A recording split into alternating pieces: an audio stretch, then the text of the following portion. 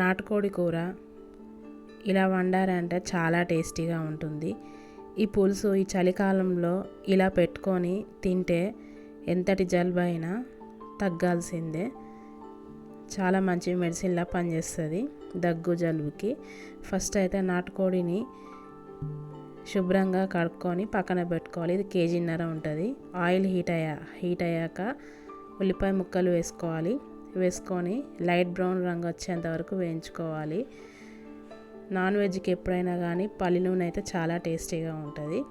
తర్వాత అల్లం వెల్లుల్లి పేస్ట్ వేసుకొని పచ్చివాసన పోయేంత వరకు వేయించుకోవాలి. స్టవ్ చిన్నగా పెట్టుకొని వేయించుకోవాలి, లేకపోతే అల్లం వెల్లుల్లి పేస్ట్ మాడిపోతుంది. ఇలా వేయించుకున్నాక పసుపు వేసుకోవాలి, సరిపడా వేసుకొని కలుపుకోవాలి.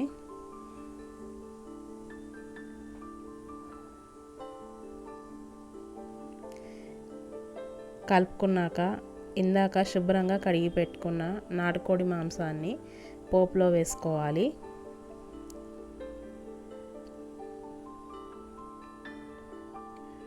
పోపులో వేసుకొని పోపు అంతా పట్టేట్టుగా కలుపుకోవాలి.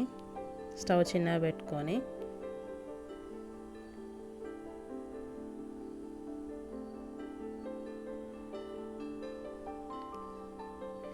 ఇలా పోపు అంతా పట్టాక మూత పెట్టుకొని మంట మీడియం ఫ్లేమ్ మీద పెట్టి ఒక 10 నిమిషాలు ఉడికించుకోవాలి. ఇందులో ఉండి నీరు మొత్తం బయటకు వస్తాయి 10 నిమిషాల తర్వాత.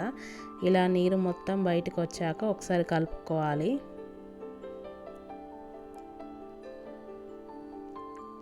కలుపుకొని నేను ఒక 2 టమాటాలు కట్ చేసి వేసుకుంటున్నాను.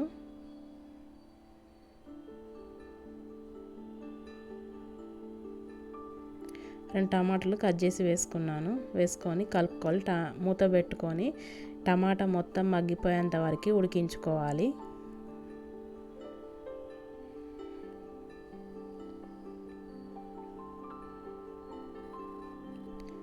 ఇలా టమాటా మొత్తం మగ్గిపోయాక కేజీ చికెన్కి 3 టేబుల్ స్పూన్ల కారం వేసుకుంటున్నాను. కారం కొంచెం ఎర్రగా స్పైసీగా ఉంటే చాలా టేస్టీగా ఉంటుంది నాన్ వెజ్ కర్రీలోకి.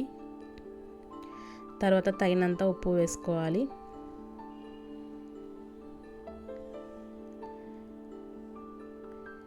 చికెన్ మసాలా పొడి వేసుకోవాలి.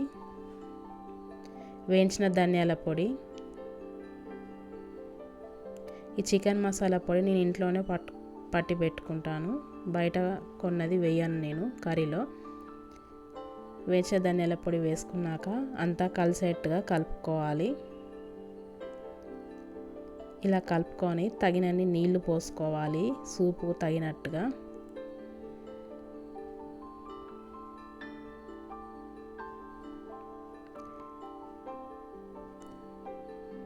నేనైతే ఇలా సూపుకు తగినట్టుగా ఇన్ని నీళ్లు వేసుకుంటున్నాను నేను.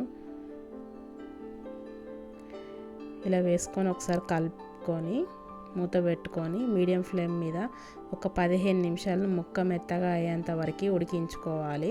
కొంచెం టైం ఎక్కువగానే పడుతుంది, నాటుకోడి కాబట్టి తొందరగా ఉడకదు.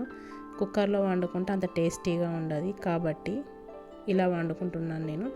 మధ్యలో కలుపుతూ ఉండాలి, అడుగు పట్టకుండా.